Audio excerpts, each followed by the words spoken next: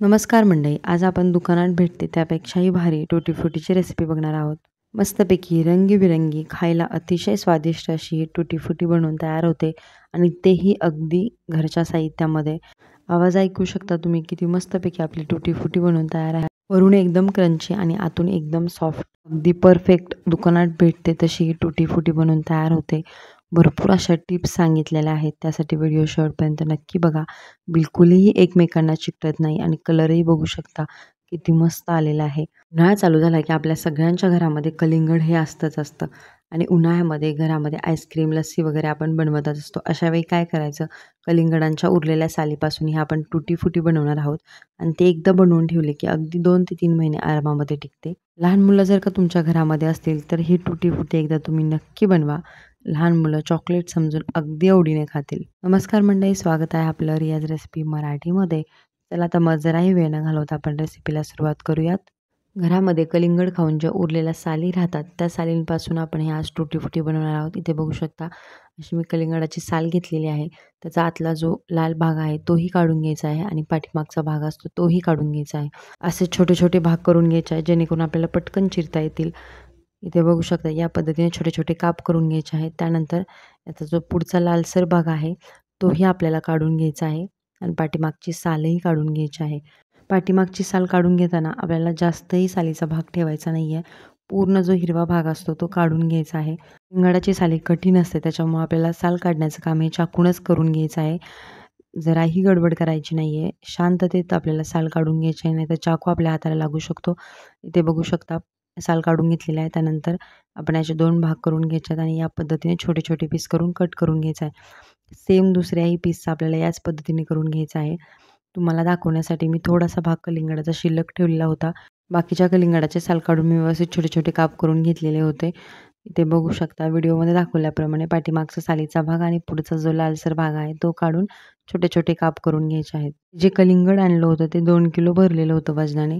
त्याच्या मी सगळ्या साली घेतलेल्या आहेत इथं. इथे बघू शकता या पद्धतीने छोटे छोटे असे आपले काप करून घ्यायचे आहेत.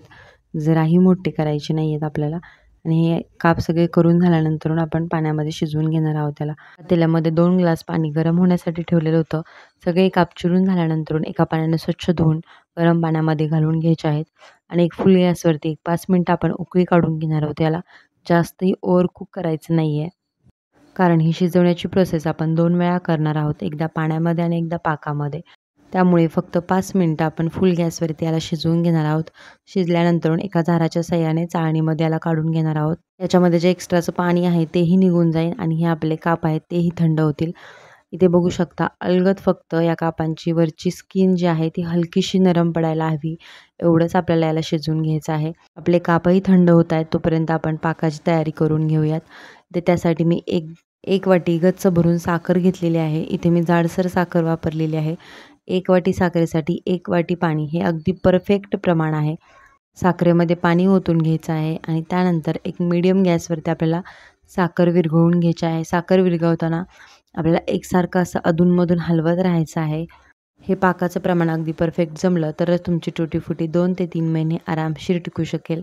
पाक थोडा सैलसर झाला तर टुटी फ्रुटी बिलबिलीत होईल आणि जर घट्टसर झाला तर एकदम साखरेचे गोळे तयार होऊन जातील. त्यासाठी हे प्रमाण जमायलाच हवं. इथे बघू शकता एकसारखं असं अधूनमधून हलवत आपण पूर्ण साखर विरघळवून घेणार आहोत.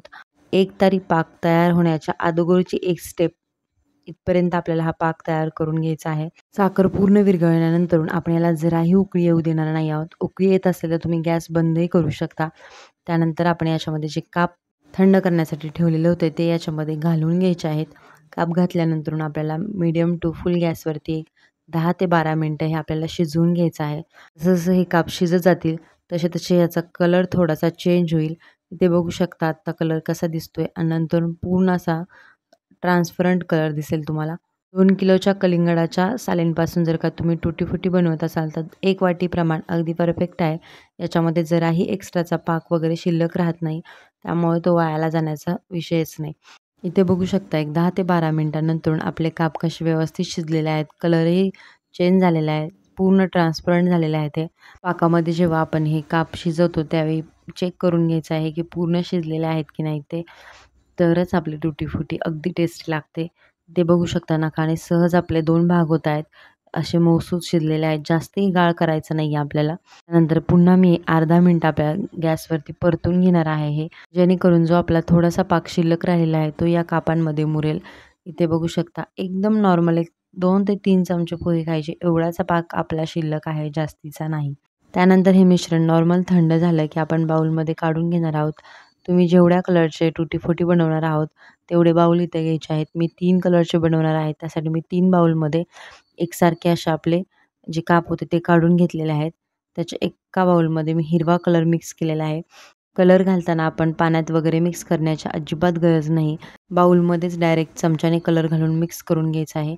एका बाउलमध्ये मी हिरवा कलर मिक्स केलेला आहे, एका बाउलमध्ये मी लाल कलर मिक्स केलेला आहे आणि जो एक आपला बाउल राहिलेला आहे त्याच्यामध्ये मी अर्धा चमचा हळद घालून मिक्स करून घेतलेला आहे.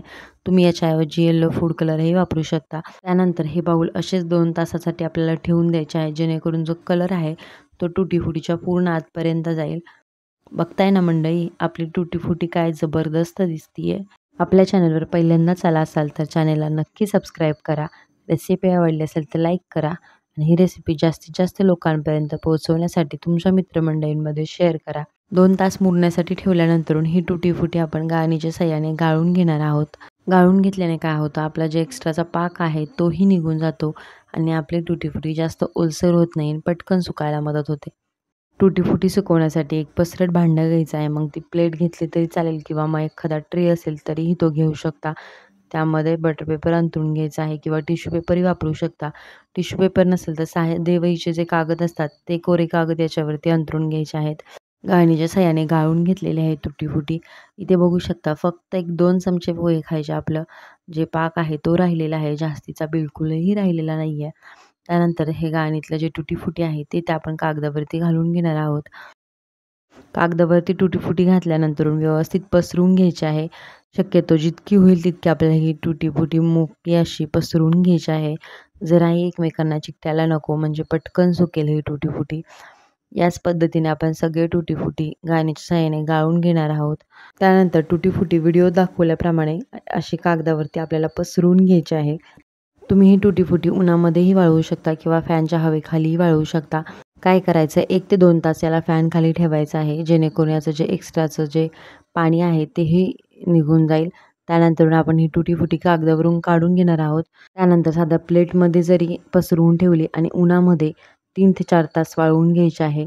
उन्हामध्ये वाळवल्याने जो आपला टुटी फ्रुटीचा वरचा भाग आहे तो अतिशय असा क्रंची होतो आणि आतून एकदम सॉफ्ट राहते आपली ही टुटी फ्रुटी. तुम्ही जेव्हा कागदावरून काढून प्लेटमध्ये पसरवणार आहात आणि नंतर उन्हामध्ये ठेवणार आहात, त्यावेळी जे चिकटलेली आपली टुटी फ्रुटी असते ती आपल्याला सुट्टी करून घ्यायची आहे. असंच आपल्याला 3 ते 4 तास उन्हामध्ये वाळवून घ्यायचं आहे.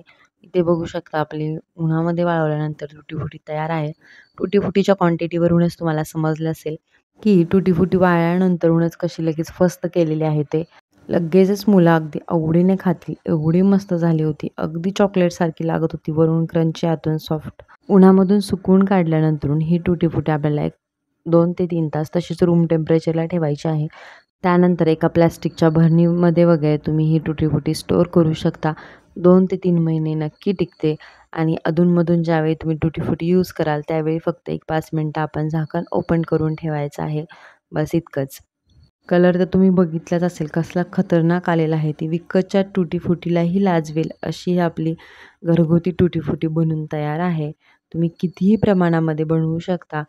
काय मग तुम्ही पण कलिंगडाच्या साली फेकून न देता या पद्धतीने टुटी फ्रुटी बनवणार ना? रेसिपी आवडली असेल तर पटापट चॅनलला सबस्क्राईब करा. तुम्हाला कशी वाटली तेही कमेंट करून सांगा आणि ही टुटी फ्रुटीची सोपी रेसिपी सगळ्यांपर्यंत पोहोचवण्यासाठी या व्हिडिओला जास्तीत जास्त शेअर करा. चला तर मग पुन्हा भेटूया आणखीन अशाच एका नवीन रेसिपीसोबत. तोपर्यंत मस्त खा आणि स्वस्त राहा. वेळात वेळ काढून तुम्ही माझा व्हिडिओ बघितला त्याबद्दल तुम्हा सर्वांचे मनःपूर्वक धन्यवाद.